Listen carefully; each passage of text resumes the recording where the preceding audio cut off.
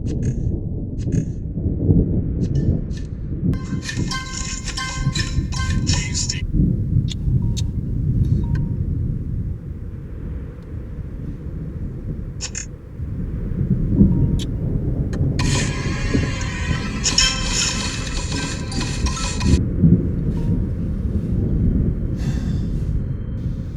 Assalamu alaikum Akman, you're interrupting my game.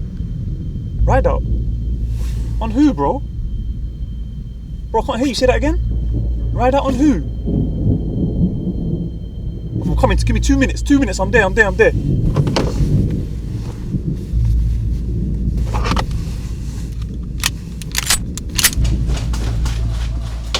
guys, that's why the manhaj of Ikwaan Muslimeen is a very dangerous.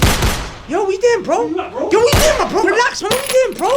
You said it's a ride out. Yeah, bro, but in the car, man. The show. Huh? Ride out in the car, man. Just the keys, bro. I was playing Candy Crush and everything, man.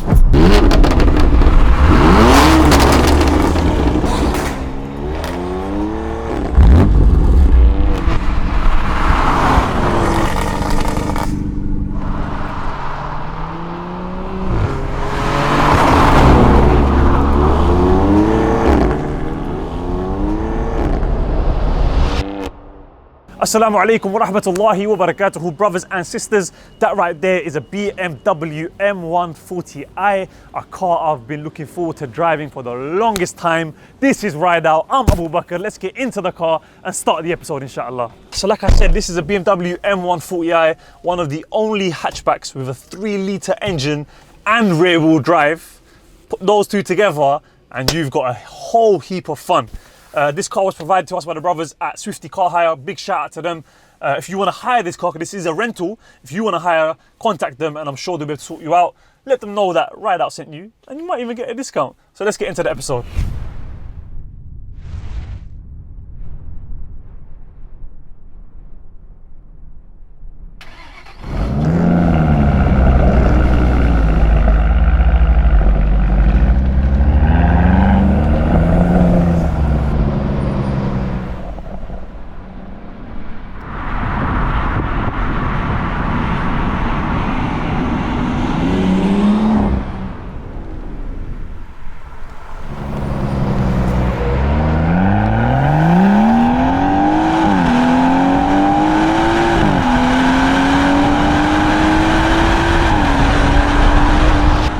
Bismillah, alhamdulillah, wassalatu wassalamu ala rasulillah, amma ba'd, assalamu alaikum wa rahmatullahi wa barakatuhu. Brothers and sisters, welcome back to another episode of Ride Out.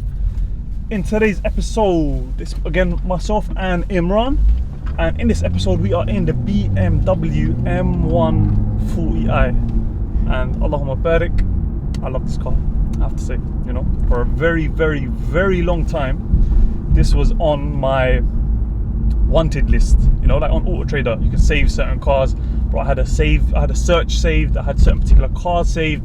I really wanted this car, and so you're really excited about it. I'm excited about today's episode, man. Ever since I picked it up last night, I've been having a good time.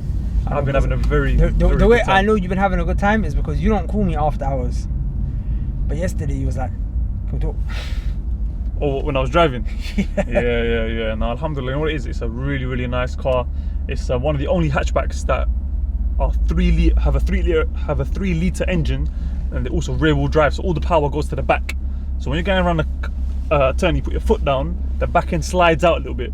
Most other cars, the power is like evenly distributed. It's across all 4 wheels.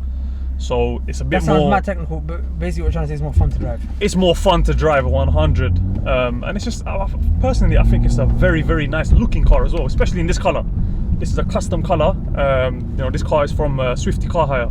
If you're interested in renting out this car, you can, you know, holler them at the app below or the number, whichever one it is that's on the screen right now, and I'm sure they'll be more than willing to, you know, sort you out. Just let them know that you came from Ride Out, and they might even give you a little discount, you know what I mean? So yeah, this particular car, like I said, bro, wallahi, you know, I went as far, I was looking at finance. Like I even found one company that does 0% interest finance, and they had one of these on there. But that's when, do you remember when we had that conversation about the late payment fees? Yeah. Even though it's the 0% interest on the actual contract, but the fact that there's a late payment fee, so if you miss the payment, you have to pay a fee, and obviously that entails riba, and you know. The reason it entails riba is because they're making money off money you owe them. Of money you owe them, exactly. I remember we had a long back and forth with Yassine, and you know we went into different issues like, you know, is it only Sheikh as well? Ask my Sheikh as well. You know, is it only when, you know, like then I even started, fucking cool, if I can't buy it, let me see if I can lease it. Yeah. But again, the same issue. You know, but you know what's mad though? Yeah, recently I was looking again online, and I found one guy, you know, one of these sheikhs online, and he was saying that late payment fees, like, it's kind of calm, not kind of calm, but he was like, it's just one little clause in the contract. The contract is calm, but it's one little clause, you know, we can kind of, as long as you have the niyyah, the correct niyyah, you know, that inshallah I'm not going to be late, I'm not going to pay. And that just made me think, like, subhanAllah, bro, it's an issue of difference of opinion. So I was thinking, like, can man kind of go for that, or like, what's like, because it is a difference of opinion, right? You know what it is, Akhi? A lot of people, they look into this concept of difference of opinion, and they look at difference of opinion as if it's a pick and mix. Difference of opinion doesn't mean that I can pick and choose whatever view is easiest for me, or whichever view is in line with my desires. That's not what it means. Difference of opinion is one view that is right and one view that is Wrong. Do you know what I'm saying? So it doesn't mean that both views are open. So it's not upon you to follow the difference of opinion that's in line with your desires. It's upon you to follow the view that's in line with the textual evidence. You have to follow the text. That's what Allah subhanahu wa ta'ala said in the Quran. اتبعوا ما أنزل إليكم من ربكم لا تتبعوا من دونه أولياء. Allah said, follow that which came down to you from your Lord, i.e. the Quran and Sunnah. ولا تتبعوا من دونه أولياء, and do not follow that which came from the awliya. Who are the awliya? The allies. The people who are awliya, as-salihin. So just because there's a difference of opinion, and that doesn't mean that both of them are valid and you can choose either one. No, it doesn't mean that at all. It's upon you to choose the one, because one got it right. Sorry, bro. Yeah. I'm saying one got it right and one got it wrong. Do you get me? Yeah. So it's upon you to follow the one who got it right. The one who was in line with the textual evidence. Do you get me? Yeah. So think about it. Are the scholars not from the awliya of Allah? Yeah, they are. Are the scholars not from the allies of Allah, the friends of Allah? Yeah, they are. Allah is saying, اتبعوا ما أنزل إليكم من ربكم. That which came down to you from Allah, that's what you follow. Not that which comes from the scholars. If they don't go in line with that which Allah has sent down. Do you know what I'm saying? Right. Whereas the incident from the time of the companions, which really strikes a chord. If I'm not mistaken, it's either Abdullah ibn Abbas or Abdullah ibn Umar radiallahu ta'ala anhuma. Yeah. Someone came and asked him about the issue of Hajj, at-tamattu', which is, can you do Hajj and combine it with Umrah, yeah? Yeah. I said, let's just let these brothers out. Yeah, be quick, lads, yeah? Yeah, this car. We've got a show to record. Amazing. It's a nice car, isn't it? Well, that always was Did you have fun? Bro. That was, it's like a fly. Should I drop you, man, to Hounslow East instead? Was that far? No, it's like 10 minutes, it's like 2-3 minutes. You enjoy the car a little bit more. You can go up and down the dual carriageway a couple times. Yeah, well, I'm on that, bro. This thing. So what are you saying, Sheikh? Sit in the back and enjoy it, no problem. What are you saying? Someone tell you single, right? Me, I love the thing, bro. Is there a difference of opinion of that? Listen, this is about the car, yeah? Today's about the car car. now. Today's about the car. Ooh, those phones. So they came and they asked the companion about issue of Hajj at-tamattu'. Can you combine? You heard this before? No. Hajj at-tamattu' is, there's 3 types of Hajj, right? Yeah. Let's not go into it. The point is, Hajj at-tamattu' is when you do a Hajj and you combine it with Umrah. So he said, yes, you can do it. And he mentioned the ayah from the Quran. Yeah. Right? And the people that asked the question, they said, but Abu Bakr didn't see this. He said, you can't do Hajj at-tamattu'. So he became angry. He stepped back. He took a step back. He took a step back. When they said that, he took a step back from them. And he said, I said to you, قال الله وقال رسول صلى الله عليه وسلم. I said to you, Allah said and the Messenger said. And you said, Abu Bakr said and Umar said. Right. He said, I'm scared that Allah is going to rain down stones from the sky and strike you. Subhanallah. The companion was shocked that I'm saying Allah and Rasulullah said. And you have the cheek to respond to me and say, but the Sheikh said? And that wasn't even the Sheikh, that was Abu Bakr radiallahu ta'ala and Umar. The best 2 men of this ummah after the Prophet Sallallahu alayhi wasallam. So then, okay, I've got a question then. So then, when is difference of opinion considered? What are there different types then? Because I know, because even you say something, it's a difference of opinion. Yeah. So is that you picking and choosing when it is, when it isn't, or how do we know? Look, you can categorize difference of opinion in different ways. Okay, one thing you have to understand before we go into what different types of difference of opinions there are, is that you cannot use difference of opinion as a proof. That's one thing. That's just, I just want to lock that door. Can't use difference of opinion as a proof to do whatever you want. You can't say there's difference of opinion on this, akhi. Relax. You can't say that. Yeah. Do you know what I'm saying? One is haqq and one is batil. One is true and one is false. You know what I'm saying? Yeah. And you have to fear Allah Azza wa Jal, and you have to, because you're going to be asked on the day of judgment. Yeah. You know what I'm saying? Yeah. If you follow your desires, you might be able to hide it from the people, but you can't hide it from Allah Azza wa Jal. 100. He knows that which is inside of your chest. Do you understand? So now, the concept of different opinion. Okay, calm. So some people, they say, oh, look, I understand different opinion, but relax, you're going a bit too much here. Kind of let it slide. You know what I'm saying? Like look, you know, the Hanafis, they don't do Raf'ul Yadayn. They just pray like this. You know what I'm saying? Apart from at the beginning. And then the rest, they do Raf'ul Yadayn, like the Shafi'iyya and the Hanabila. I don't know about the Maliki, but the Hanabila and the Shafi'i, they do Raf'ul Yadayn. Al-Hadith do Raf'ul Yadayn. It's a different opinion. It's not that deep, so on and so forth. You know what I'm saying? So you have to understand something. When the people differ, you divide it into two categories. There's something called ikhtilaf, and there's something called ijtihad. So the difference sometimes comes from khilaf, opposition, and sometimes the difference of opinion comes because of ijtihad. Right. Ijtihad is independent reasoning. Khilaf is opposition. Okay, let's break each one down. Khilaf is opposition to what? Opposition to the text. What do you mean by text? So for example, someone says music's halal, he says it's khilaf. Khilaf is you oppose the text. We have 5 ayat in the Quran that talk about music. We have the aqwal of Sahaba, we have ijma' from the Sahaba, and there's approximately 14 ahadith of the Prophet ﷺ, authentic, talk about music being haram, that indicate music being haram. So you've opposed text. If you oppose one text, we say khilaf. So that's not a valid difference of opinion. There's no validity there. There's no, just because someone... There is a difference of opinion. I mean, this guy has differed, but his opinion is not counted. It's not counted. That's not respected. And that's when you do inkar. Waraddu alayh. You refute it. Do you understand? Yeah. Now there's another type of difference of opinion. Go on. And that's based on ijtihad, independent reasoning. There are scholars, they have done, they're not opposing the text. Yeah. They are just understanding the text in different ways. For example, they've both got the same evidence. They've got the same evidence. But one's understood it this way, one's understood it that way. And I'll give you an example from the time of Rasulullah sallallahu alaihi wasallam. When the Prophet ﷺ told the companions to pray Asr prayer when they reached Banu Qurayza, the companions understood it in different ways. Some said this means rush to get into the place where Banu Qurayza were. Before Asr kicks in. No, as in rush to get there. So before Maghrib starts. Yeah, basically get in there quick. Yeah. But it didn't mean to pray there even if the time passes. Right. The other group said no. The Prophet ﷺ said, pray there. Yeah. Even if time passes, we're going to pray in there. We're not going to pray until we get there. Yeah. The groups differed. And when they came back to the Prophet ﷺ, he didn't do inkar of them. He didn't refute them basically. Yeah, he didn't. Why? Because they both had evidence, the same evidence, but they were understanding in different ways. Yeah. Do you understand? Yeah. So this is called ijtihad, and the principle that we have la inkar fi masail ijtihad applies here. Right. When you have a person who's got a dalil, not a person, sorry, scholar, mujtahid. The highest ranking scholar. He is looking at it one way, another one's looking at it another way. So for example, how does it apply in our day and age? Like for example, when we have the issue of, what's a common mas'ala? The issue of the woman's divorcing a woman, her iddah. Yeah. ثلاثة قروء. 3 cycles. Is this referring to 3 pure cycles or 3 bleedings? Yeah. 3 menstruations. Do you understand? Yeah.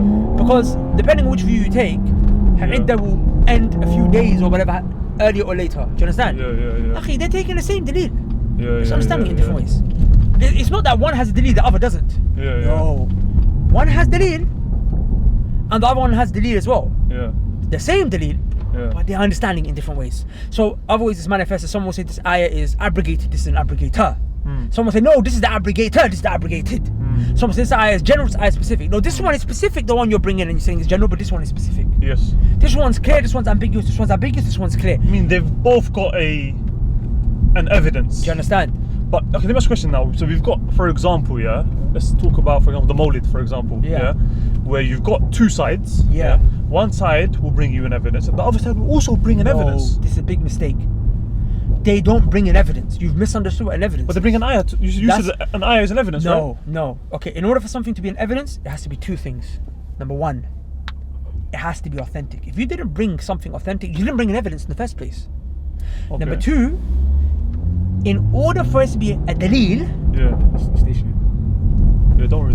in order for it to be a dalil, there has to be a dalil is something that indicates, something that guides. Yeah. Dalala. Yeah.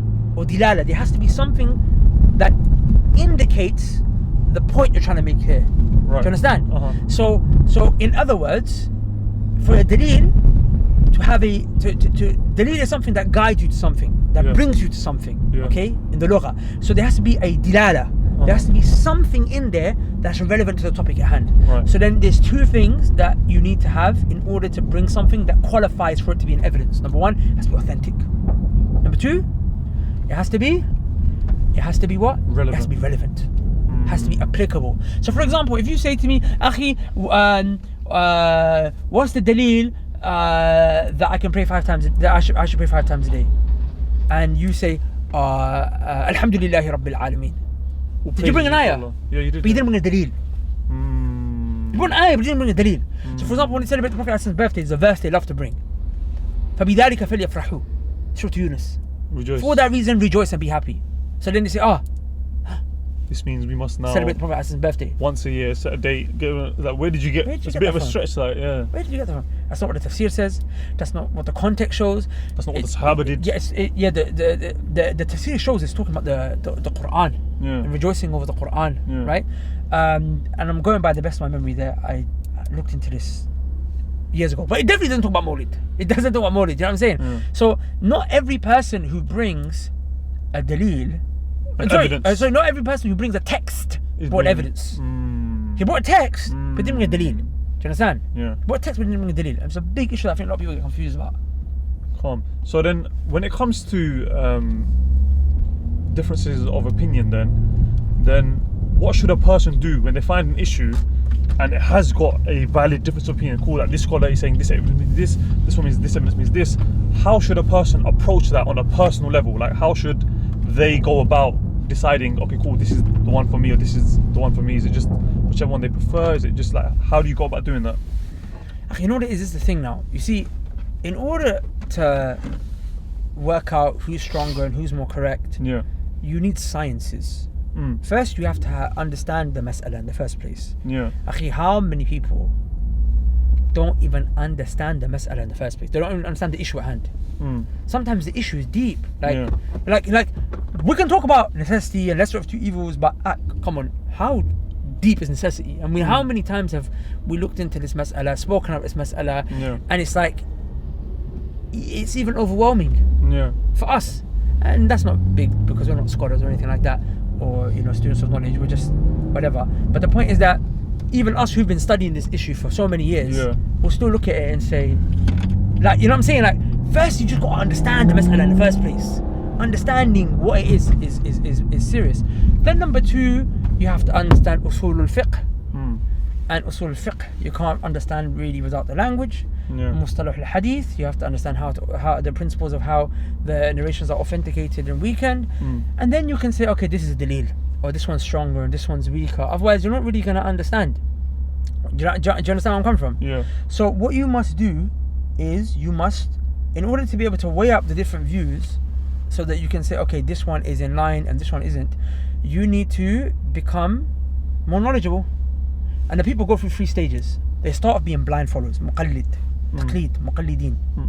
Then they become a muttabi'. Muttabi' is one who he follows up the evidences and he says, okay, this one's more in line with the truth than this one, so I'm going to follow, because he's got the tools to be able to weigh up. Then there's a mujtahid, the highest level. He himself will tell you this is the strongest view. He said, I looked into it, I went into the Quran and I went into the Sunnah and I looked at it all, and this is the conclusion I came to. That's a mujtahid, the highest level. So the people start off as muqallideen. And the way that you start off, generally speaking, is you don't want to stay a muqallid for the rest of your life. Because a person who's a blind follower for the rest of his life is like a corpse. when he's dead Yeah. and ghusl is being done on him, Yeah. can he make a decision as to what to do? Another man's cleaning his body. Another man is doing what? Another man. Enjoy it. Yeah. No, go on, enjoy it. No, go on. No, let's go, enjoy it. No, I'm enjoying it, but I'm enjoying the conversation as well. Okay. So what's the point I'm making? For a person to be a muqallid, a blind follower, he's like a corpse. Yeah. He's like a corpse. His whole life, someone else is doing ghusl for him. Someone else is telling him what to do, what not to do. Yeah. He has no say in the religion. Like when you die, someone is washing your private parts, someone's cleaning your nose, someone's cleaning your mouth. So you know what I'm saying? Like you have no say in the matter. So for you to be a blind follower your whole life, that's sad. You know what I'm saying? So what you want to do is you want to study.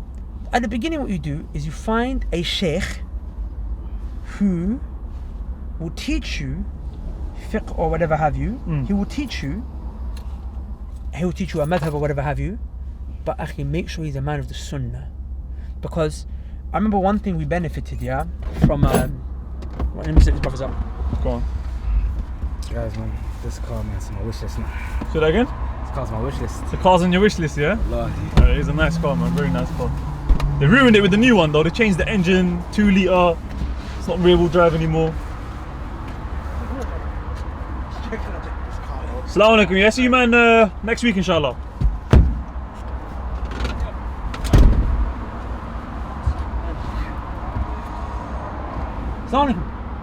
So for you to be a Bismillah. Yeah, so if you remember, if you're gonna go to a man Yeah. who you're gonna blind follow him, Yeah. he's basically, like I said, you're the corpse Yeah. and he's the one who's cleaning you. Yeah. Do you understand? Now when you die, Yeah. you need to leave behind in your will Yeah. who's gonna wash your body. Salaf would do that, you know why? Right. Because you don't have no choice. So you wanna make sure the guy is knowledgeable. Do it He properly. does the sunnah. This is your final rights. No, 100. Your final passages. You're dead. You Yeah. have no say. So you want to leave a man in charge or a woman in charge of the process that knew the sunnah and is going to do it right. Sometimes people do it and they slip a little ta'weez inside I was at a funeral once, inside the coffin, they dropped the ta'weez in there, bro. And I was just standing there just saying, like, are you not serious? You're just gonna let that happen? Yeah. Because look, and he's a dead man. He can't say anything now. So the same way you're coming to him as a blind follower, you're a dead man to him basically. He's gonna tell you, do this, don't do this. Do you understand? In matters of fiqh, pay attention. Make sure it's a trustworthy man. He's a man who knows the sunnah. He's a man who follows the salaf, as-salih, the sahaba, radiyallahu ta'ala anhum ajma'in. In matters of aqeedah though, you don't blind follow. You need to know. That's fiqh. Yeah? In matters of aqeedah, I need to study that. You can't just blind follow La ilaha illallah. No. La ilaha illallah, you need to understand it. You need to have knowledge of it. Remember, conditions of La ilaha illallah? Fa'alam annahu la ilaha illallah. Allah commanded you have knowledge of La ilaha illallah. So La ilaha illallah is something that everyone has to have knowledge of. Aqeedah, everyone has to have knowledge of aqeedah. So fiqh, you can start off as a blind follower, you're seeking knowledge. First you get to soul mas'ala, then you learn the dalil for the mas'ala, then you learn, the different views, and then you weigh up the different views, and that's the process, do you understand? So that's what it is. So where can we agree to disagree? So you just mentioned in aqeedah, you can't, but in fiqh you can. Is that a better way to put it is that you can't disagree in the foundations of the religion. The foundations? Okay, one second. Firstly, you can't disagree on anything. As in, it's not like we're saying it's okay to disagree. No. Right. But where there is an acceptable scope of differing. So how do we assess, or how do we know that boundary? How do we know that scope? You divide the religion into two. You divide it into usul, foundational issues. Yep. And you divide the religion into furu', sub-branch issues. Okay. The reason I said divide it into usul and furu' and not aqeedah and fiqh is because some issues of fiqh are foundational issues. For example, jihad is an issue of fiqh, right? Yes. But the Khawarij went wrong on it. The issue of wiping over the socks, it's an issue of fiqh, right? Yeah. But the Shia went wrong on it. So that's why the scholars in their books of aqeedah will actually write, when you're studying aqeedah, Allah's names and attributes, Sahaba, Qadr, Iman, and then Mas'u al-Khuffayn, wiping over the socks. Why would the scholars mention that? Because it was a symbol for Ahlul Sunnati wal Jama'ah that the Shia went against. Differentiate. Yeah, so when a person doesn't believe wiping over the socks. We say, are you a Shi'i? It's the first question that will come to your mind. Yeah. Are you Shi'i? Yeah, Because that was something that was unique for them. Do you understand? I think one time even Ustad, he mentioned something similar where he was like, even if a person doesn't come out and oppose Ahl Sunnah in the usul, but if in like every single like fatwa that he gives, he's just going like it's just sad that he's just going against all the like principles that are being thrown out the window. He's just going against everything that it stands for. Yeah. Like, he can become an innovator just through. Yeah. Imam Shatibi said. Just this far, he's just going against everything. So for example, music is not what you would necessarily consider like a like there are some masail that you think that you see these are not like issues that in and within itself take you outside the sunnah. Do you understand? These are not issues in and within itself that will make you an innovator or make you a disbeliever or whatever have you, right? Yeah. But so the sub branch issues. But if you got so much problem in your sub branches, Yeah. Imam Shatibi rahimahullah ta'ala said this is coming from a problem in a foundation, which you might be able to say. But how could you have so many sub branch issues except that there's a problem in your foundation? So the point I'm making is, come back to the issue. If a person differs with us in issues of usul, foundational issues, and by the way, these foundational issues are all unanimously agreed upon, by the way, which means you're differing after the ummah had already unanimously agreed this ijma', unanimous consensus, not majority, unanimous consensus. Yeah. No two companions differed on this issue, Yeah. or no two sahaba differed on this issue. And sometimes the ijma' came in the generation after, where there was a difference of opinion, maybe between like the sahaba, but then the salaf, the next generation, they came and unanimously agreed upon one of those views. The point is, when you come to a generation in which there was a unanimous consensus, after the consensus was made, no one is allowed to oppose it, because the Prophet ﷺ said, my ummah will not unite upon misguidance. So if someone comes out today with something that no one before them ever came out with, or rather they oppose something that everyone else agreed with, Yeah. you can't. Yeah, like for example, now if someone comes out and says you can rebel against the ruler, okay, so someone might make the case, but did Hussein radiallahu ta'ala anhu not rebel against the ruler, and mention some instances here from the time of the Salaf, even though those instances are questioned. Like for example, Hussein, one could question, did he even rebel? Did he even give pledge of allegiance to the ruler in the first place? In order for him to be a ruler, do you not have to give him pledge? But put that to aside, let's say for argument's sake, let's just say for argument's sake, Hussein radiallahu ta'ala anhu, he rebelled against Yazid. Let's just say for argument's sake. We say no problem. Ibn Taymiyyah ibn Hajar said that the unanimous consensus came after. Within the time of the Salaf, all of them came together and they agreed that you can't rebel against the ruler. And that's why Imam Ahmed rahimahullah ta'ala, Imam al-Raziyain, right? Yeah. Abu Zur'at al-Razi and Imam Abu Hatim al-Razi, and that's why al-Bukhari and Imam all of the A'imma from the time of Salaf, Harb al-Kirmani and all of these Imam, Abdullah ibn Zubayr al-Humaydi, and all these great Imams from the Salaf al-Salih, they came together and they transmitted the ijma' that you can't rebel against the ruler. So the ijma' came second, third generation, no problem. But did it come? Yeah. Did it come? And the proof of this is the fact the Prophet ﷺ said that لا يزال طائفة من أمتي أو كما قال, they will not stop being a group of my ummah ظاهرين على الحق, apparent on the truth. As in from the time, from the Prophet ﷺ's time till the day of judgment, from the time of the Prophet ﷺ till the day of judgment, there will never be a moment where the haqq will be absent on the earth. So if we reached a generation in which one view was thrown out and every single person unanimously agreed that this view is not considered, even if it was only for one generation, that means there was a time when the haqq was not apparent on the earth, yes or no? Yes. So that means that view can never be true. Even if literally in the generation after, or two generations after, someone went back to the original view. But we say, was there a time when this view was unanimously agreed upon to be absent from the face of the ummah? Yes, there was, right? Yeah. Okay, if that's the case, then that means that there was a time when that was not apparent. And the Prophet ﷺ said, the haqq will always remain. So if you can find a point in time, ijma' happened. For example, the issue of the ruler, rebelling against the ruler, ijma' happened, right? Yeah. Unanimous consensus. All those books by those A'imma I just mentioned, ijma'. And they wouldn't have quoted ijma' unless there was a dissenting view at that time. All of the instances that they cite about the issues of rebellion, whatever have you, were what? Before. Before, do you understand? Yeah. And you can't bring the views of the Khawarij or the Mu'tazila Breaking ijma. because they don't break ijma'. Ijma''s for Ahlul Sunnah. Yeah. The positions of Ahlul Bid'ah on these issues, لا يعتبر به, they're not considered. Yeah. They hold no weight. Do you understand? The same way a Christian's view with regards to Islam holds no view, an innovator's view with regards to the Sunnah holds no view, no weight. Do you understand? So for that reason, it's important. Do you understand? Yeah. So now, for example, someone said Ibn Hazm came and he said music. What is music? He said it's permissible for whatever reason. The ijma' already took place centuries before he came. Yeah. What are you doing? Can't come and bring something. You can't. Yeah.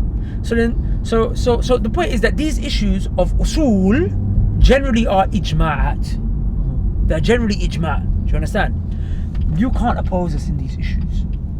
If you oppose in these issues, inkar will be done, refutation will be done, you'll be rebuked, you'll be corrected. Just the last question before we conclude. Yeah. So you mentioned that a scholar can't come up with something new, right? Yeah. What about bringing rulings on things that weren't even present back in the day? So, for example, TV that wasn't around back in the days, right? So, can a scholar now come and bring a new ruling regarding it? Like, how is that different from what you already mentioned? So there are. See, this is the beauty of the Quran and Sunnah. Yeah. And this is one of the miracles that even though it didn't mention things specifically Yeah. that were to come later, it laid principles down Yeah. which you'll be able to apply later. I'll give you an example. Does the Quran and Sunnah talk about cocaine, No. heroin? No. But the Prophet ﷺ said, "Kullu muskirin haram." Yes. Every single intoxicant is haram. So the principle's there. So we have a principle now. Yeah, we do. If I find something that's intoxicating, it's haram. Cocaine, does it intoxicate? Haram. The Sharia never mentioned cocaine. It mentioned khamr, mentioned wine, right? Yeah. Mentioned alcohol, but did they mention weed? No. Did they mention skunk? No. Did they mention heroin? No. Mention cocaine? They didn't mention these things. But it doesn't intoxicate. Yeah. So then the scholars who are mujtahideen, this is only for the elite. Yeah. You can't say, oh, I studied 10 years in Medina and do this. Yeah. It's for the elite. Okay? Yeah. They will come to the Quran and Sunnah. They will use these principles and they will apply it to masail that the Quran and Sunnah has not necessarily spoken about. Okay? These contemporary masail, if there's no ijma' on them, then that would come under a scope in which you can differ. Do you understand? So, no finance then, I guess. Yeah, no finance, brother. No finance. Okay, One other thing that I just want to mention Go on. is that there's a group called Ikwaan Muslimeen, Right. which is a sect, Yeah. and they have a foundational fundamental principle, Right. which is We can agree to disagree. yeah, we've probably heard this a lot. Yeah. We can agree to disagree. Okay. Now, when they say we can agree to disagree, they are talking about The usul. as in, hey, you're a Shi'i. Because Aisha, we can agree to disagree. Let's excuse. For the common goal. Yeah, they say let's excuse each other for that which we disagree, Yeah. and let's work together for what we agree. So they say, hey, Shi'i, you curse Aisha. Okay, let's not talk about that. I'm not gonna tell you stop cursing her, and you don't bring it up with me. Let's excuse it ourselves for it, and let's just talk about what we agree upon. Okay? They come to the Sufis who don't believe Allah Azza wa Jalla's names and attributes. Sorry, the Ash'ara and the Maturidiyya and the Mu'tazila and the Jahmiyyah, the Mutakallimin, generally speaking, the ones who fell into philosophy and kalam, they all affirm Allah Azza wa Jalla's names and attributes in different ways, but they have a general rule of thumb, which is what? That they go wrong with regards to Allah Azza wa Jalla's names and attributes. They either do tafweed or they do ta'weel or whatever have you. Some do it to some names and not other names or whatever have you. Yeah. The point is that, akhi, come on, man, the guy's rejecting Allah, names of Allah, His attributes. You know what I'm saying? It's a big problem. You know what I'm saying? And you're gonna say we can agree to disagree. Like the guy's telling you, I don't believe. You can say Allah is merciful. You can't take that sifa. Okay? Some of them even tried to play games with Allah's sifa of life. Sifatul Haya. Allah's name is Al-Hayy. Some of them, they try to not directly negate that sifa, but kind of, you know what I'm saying? And right, bro, like you're trying to negate Allah's characteristic of living. Inna lillahi wa inna ilayhi raji'un. That was the Mu'tazila, if I'm not mistaken. The point is that they go off. These are big issues. But the one guy speaks out against the rulers, rebels against the rulers. Rebelling against the rulers creates bloodshed. Because the rulers are not going to give up their seat. They could run the army. They're going to kill everyone. Like women are going to be raped. And this. I'm saying you're going to say we can excuse each other for we disagree. We can work together. We agree, and that is highly problematic. You know why? Because the Prophet ﷺ told us, فَاعْتَزِلْ تِلْكَ الْفِرْقَ كُلَّهَا. Cut away from every single group and sect. The Prophet ﷺ told us that to hold on to the Sunnah and to be aware of bid'ah, and we're not supposed to hang around people of bid'ah. We're not supposed to shelter the innovators. لَعَنَ اللَّهُ مَنْ آوَى مُحْدِثًا أو مُحْدَثًا. Both riwayat came. May Allah's curse be upon the one who shelters an innovator. Do you understand? So, and then you're going to work with them, and when you work with them, you're going to stop correcting their evil. Do you understand? And they're still going to teach their evil. And you're going to bring them onto your platform, and people are going to learn, hey, look at this guy, and wallah, it's not allowed. And this is something that takes you outside the fold of Ahlul Sunnah wal Jama'ah, and it's a principle from the misguided sects. Calm, I think that was a very comprehensive, if not maybe a little bit too comprehensive for the nature of the show. But I think we went into it, alhamdulillah, in a nice amount of detail, and that summarised it quite nicely. Now I just want to ask you a few questions, if you don't mind. What do you think of the car? Yeah, the car's good, Allah. You like it? They're here, they're calling me. Yeah, I know. Let me just tell them. They're at the office, just let them know. Well, I like this car, I can't lie to you. But do you feel like it's a bit stiff? No. Because right now it's in sport mode, then let me put it in comfort mode. Because up until now I've been driving it in sport mode, and it's very like aggressive kind of thing. So now it'll be more of a bit of a better one. This particular car, it is a bit on the stiff side, even in comfort. Do you know what I mean? By stiff, as in like when you go over like this. It's like that. This is not even speed bumps. Yeah, but so you can feel it. You can feel it, yeah. But you can get an option on this car, which is adaptive suspension. So you can put it in. Remember in the GLS, we used to have that one had air suspension. So if you put sport, it becomes stiffer. If you put it in comfort, it becomes softer. This hasn't got the adaptive version. It's got M-Sport suspension, but it's not the same. If you had that, I think it would have been a little bit better. And plus, this car's remember the Range Rover, the brakes were gone. Like it was peak. This is the same. Like all these cars, I think it's due for a service. The brothers are telling me. So yeah, this one because remember it's got a lot of power as well. But yeah, so, would you drive a car like this? You know what, I'm a kind of guy I like to be driven, bro. What kind of car are you looking to get? And on the next episode, what kind of car would you like to see? Can I tell you something? You know me. You know I'm not really into cars. Yeah. I'm really not into cars. I don't understand cars. Yeah. But if you was to ask me, two cars that as a dream, if I could ever get them, myself, like I had unlimited resources, like what would be nice cars to get would be an S-Class. And is that to drive or to be driven in? I just like to be driven. I don't have a license. So you want the saloon, not the coupe? Yeah, the saloon. Yeah. Or the G-Wagon. I can't lie. The big thing. The big thing. Yeah. G63, huh? Yeah, the G-Wagon. That car is serious. You know, imagine just pull out the Matting University in the G-Wagon. Imagine pull out the Matting University in the G-Wagon. You got the number plate Matting. Oh my days. But yeah, it is what it is. It is what it is. That's like I don't think I'd ever go out my way to do that. Should we just check the sound system, okay? I don't want to see what it says. You're gonna play some Quran? Yeah.